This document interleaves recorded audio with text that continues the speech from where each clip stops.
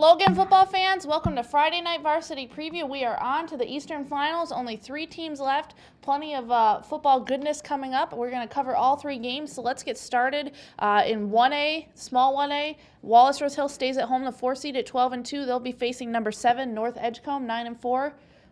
A game I see the Bulldogs winning. This is Wallace Rose Hill's game to lose. Yes. North Edgecombe is a nice story. They after week 3 of the season, they had lost 15 in a row. They had lost their last game of 07, every game in 08, their first 3 games of 09, and then stormed back through the Tar-Roanoke Conference. Finished second in that league.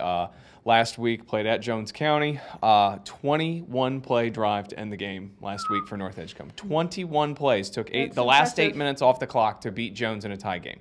Great win for them. I know they're stoked to be there, but Wallace has been dominant against everybody, and they'll take anybody that you're going to put out there right now, and I just don't see them losing this game. I don't know how. Oh, yeah, and I know we both said when the brackets came out, this is set up for Wallace to go to the state championship against Mount Airy. We are a game away from that happening. Bulldogs just, especially in the playoffs, have been rolling over opponents, only giving up 4 points a game in the playoffs. Like a little more than a field goal. That's pretty impressive. They've had 8 games this year, 10 or fewer points given up. That defense has been good. Obviously, the offense, we've talked about the running backs all year long.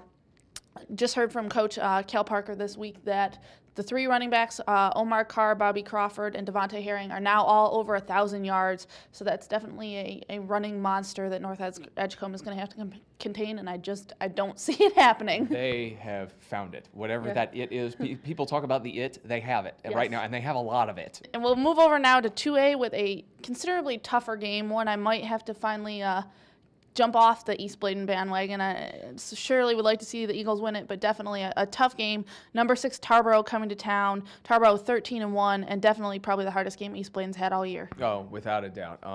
Tarboro is good. Made it to the state championship last year before losing. Anchored by Tacoby Cofield, 6'4", 300 pounds, plays both ways on the line, is going to Duke. They ran over Whiteville last week.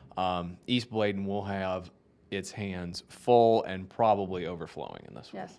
Well, I know Chuck talked to Whiteville coach Bob Lewis, and he said we could have played till Sunday and we still wouldn't have scored. Tarboro is that good. The Tarboro is 13-1. It's only lost to Southwest Edgecombe, which is like the second-ranked team in 2A, and lost to defending champion Reedsville, who has the longest winning streak in the state going. Yeah. Defense is the key for the Eagles in this one, and it's been good throughout the year. They've forced 47 turnovers, and they're going to need a couple in this one because Tarboro offense is pretty much unstoppable.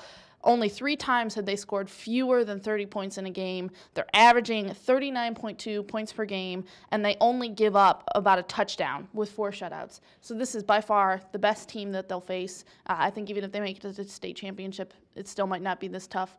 We'll get to the last one here in the 4A East. New Hanover continues its memorable year, advances to the Eastern Final. Number 5 seed, they'll be at number 2 Harnett Central, but that game has been moved. Very important. Saturday at 1:30 at Campbell University in Bowie's Creek. So if you were planning on going Friday, it won't be there. Big game for the Wildcats. Every game bigger than the next. What's it going to take for them this week? I think it's the same thing Tim said last week. No penalties and good defense. I mean, those are when New Hanover does those 2 things, they win. When they start making the little goofy penalties that drive Kevin Monsinger absolutely crazy, that's when they tend to teeter on the brink and fall over. They keep their discipline, they can win this game. That's really all there is to it. There's no other way to explain it. They're going to run the ball with Tevin Mishu, and they're going to make you try and throw the ball to beat them. If they keep the penalties out of the way, they can win the game. That's right. And Harnett Central, 14-0. This is a good team. I was voting them in the poll toward the end of the season. First team that beat Hoggard after its state championship 2 seasons ago, back 2008 season, has beaten Southeast Raleigh twice. And Southeast Raleigh is a good team. Southeast Raleigh beat New Hanover. But some of their wins aren't against as quality opponents as, the Richmond counties, the North Sides, the teams that New Hanover has faced. And you mentioned defense. That is the key. This team will go as far as that defense will take them. One area of concern, Everett Israel, sacks leader on the team, did suffer a high ankle sprain against Southern Durham. He's questionable. He was walking around without crutches, but, high ankle sprains are touchy. You don't ever want to force a kid back, but winnable. Absolutely. Could keep it going, but why not?